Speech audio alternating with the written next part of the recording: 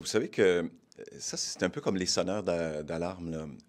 Ce qu'on souhaite, c'est mettre fin à l'omerta. Puis quand les services publics sont touchés, particulièrement en santé, ce qu'on souhaite, c'est que les gens puissent le signaler, puis que le gouvernement puisse corriger le tir. Alors, les médecins, visiblement, ont l'autonomie pour le faire, mais qu'ils le fassent pour qu'on constate véritablement les effets des compressions massives qu'on s'apprête et qu'on a déjà commencé, en fait, à faire dans le secteur de la santé. Bien, je pense que c'est une information publique absolument essentielle. Alors, moi, je les encourage La réponse du à... gouvernement, ça risque d'être ce matin. On est en négociation. Ils se mettent dans une position de négociation.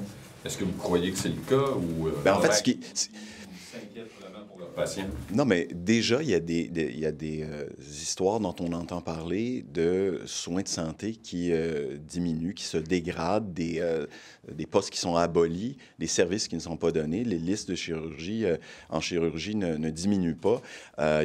Aujourd'hui, il y a encore une nouvelle, non pas sur la santé, mais sur les chèques emploi-service. Un peu partout, l'approche du gouvernement va faire mal.